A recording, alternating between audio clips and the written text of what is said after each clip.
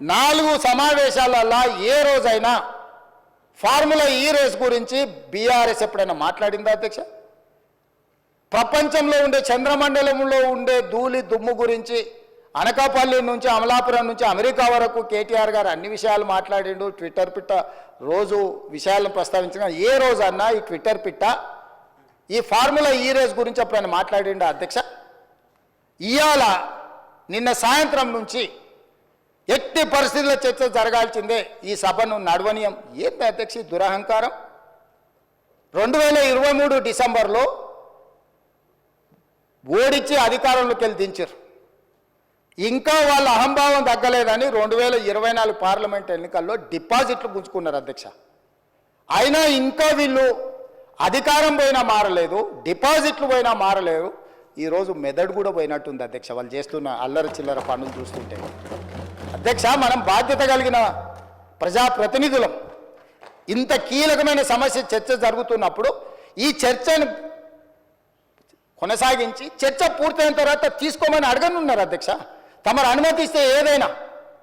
ఇవాళ నేను ఎందుకు వివరాలు ఇక్కడ మొత్తం చెప్పలేకపోతున్నానంటే, ఒక పక్కన ఏసీబీ విచారణ చేస్తుంది, రెండవ పక్కన కోర్టులో అతను వాదనలు వినిపిస్తున్నాడు. నేను ఏ సమాచారం అవసరానికి మించి వాస్తవాలను ఏది మాట్లాడినా ముఖ్యమంత్రిగా ఈ శాఖ 2 శాఖలు నా పరిధిలోనే ఉన్నాయి కాబట్టి నేను ఏదైనా ఆ శాఖలను మీద ప్రభావితం, ఆ శాఖలను ఏదైనా ప్రభావితం చేస్తా అని చెప్పి ఏదైనా అనుకునే అవకాశం ఉంటుంది కాబట్టి నేను ఆ వివరాల జోలికి వెళ్తలేను. మీ ద్వారా ఇన్ని వివరాలు చెప్పిన నేను ఒకటే కోరుకుంటున్నా అధ్యక్ష, ఫార్ములా ఈ రేస్కు సంబంధించి వారు పట్టుబడుతున్నారు. ఒకసారి అధికారులతో ఒకసారి కోర్టులో పరిస్థితులను అంచనా వేసుకున్నాక మీరెప్పుడు పిలిస్తప్పుడు ఇక్కడైనా ఎక్కడైనా ఒకవేళ వాళ్ళకి శాసనసభలో చర్చించడానికి వాళ్ళకు ఒకవేళ ఏమైనా ఇబ్బందులు ఉంటే వాళ్ళ పార్టీ ఆఫీస్కి అయినా కూడా వస్తాం అధ్యక్ష, మాకేం అభ్యంతరం లేదు. తమరు ఏ ఆదేశం ఇచ్చినా మేము పాటిస్తాం. ప్రభుత్వం వైపు నుంచి ఫార్ములా ఈ రేస్ మీద మీరు అనుమతిస్తే పూర్తి స్థాయి వివరాలను తీసుకొచ్చి కూర్చొని సభ ద్వారా తెలంగాణ సమాజానికి వివరించడానికి నాకు ఎలాంటి అభ్యంతరం లేదు. వారు ప్రదర్శిస్తున్న ఫోటో నాదే, ఆ పక్కల వాళ్ళు చూపించిన ఆయన FEO ప్రతినిధే. ఆ ప్రతినిధి వచ్చి నాకు చెప్పిన తర్వాతనే ఈ బండారం బయటపడ్డది. ఈ దోపిడీకి వేసిన దారి ట్రైపార్టీ అగ్రిమెంట్ నుంచి బైపార్టీ కావడం, బైపార్టీ అయిన అగ్రిమెంట్ ఎలక్షన్ కోడ్ వచ్చినా కూడా ఎవరికి చెప్పపెట్టకుండా ఒప్పందాలు లేకుండానే కోట్ల రూపాయలు దేశాన్ని దాటి తరలించడం, ఆ తర్వాత ఒప్పందాలు చేసుకోవడం, ఆ తర్వాత మిగతా సొమ్మును కూడా లాగడానికి వాళ్ళు ప్రయత్నం చేయడం, ఇవన్నీ వేగంగా ఒకదాని వెనకాల ఒకటి జరిగినాయి అధ్యక్ష. ఎవరికి ఎలాంటి అనుమానం లేదు.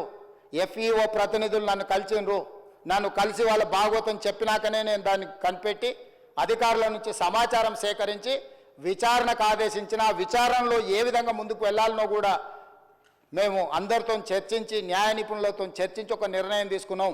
ఆ నిర్ణయం మేరకే గవర్నర్ గారికి లేఖ రాసినాం. గవర్నర్ గారు కూడా న్యాయ నిపుణులను సంప్రదించిన తర్వాతే విచారణకు అనుమతి ఇచ్చిండ్రు.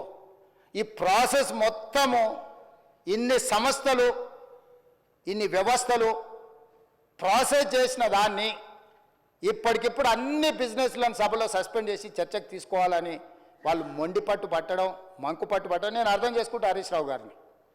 ఎందుకంటే హరీష్ రావు గారు ఇక్కడ అల్లరి చేసి చొక్కాలు తెచ్చుకోకపోతే ఇంటికి పోతే కొరడా దెబ్బలు ఉంటాయి అధ్యక్ష, కోదండ ఉంటుంది అధ్యక్ష. నాకు తెలుసు ఏం చేస్తున్నావు నువ్వు అని ఆయన అడుగుతాడు. ఆయన ఇట్లాంటివి జరిగినప్పుడు కొడుకు విషయంలో ఏది చేసినా కూడా కాపాడాలన్న ఆలోచనతో హరీష్ రావు గారిని కొరడాతో కొడతాడు అధ్యక్ష. కొన్నిసార్లు ప్రజల కోసం కొన్ని కొరడా దెబ్బలు తినాల్సి వస్తుంది. నువ్వు మరీ శీలాన్ని నిరూపించుకోవడానికి, లేకపోతే నేను బాగా వీరోచితంగా కొట్లాడినని, లేకపోతే నిన్న నువ్వు అడిగితేనే ఔటర్ రింగ్ రోడ్లో మేము వేసిన విచారణకు కావాలని నువ్వు తారక రామారావు గారిని ఇరికించినావు అని మీ కుటుంబంలో పంచాయతీ ఉండొచ్చు అధ్యక్ష. సహజంగా కుటుంబం అన్న తర్వాత చిన్న చిన్న సమస్యలు ఉంటాయి అధ్యక్ష, మీకు తెలియదా? ఇప్పుడు నువ్వు ఉద్దేశం ఏముందో నాకు తెలియదు. డిమాండ్ చేసింది హరీష్ రావు గారే, వారు డిమాండ్ చేసిండు కాబట్టి అనుమతి ఇచ్చారు. ఈరోజు మహేశ్వర్ రెడ్డి గారు డిమాండ్ చేసిండ్రు, శ్రీనివాసరెడ్డి గారు దాన్ని అనుమతి ఇచ్చిండు.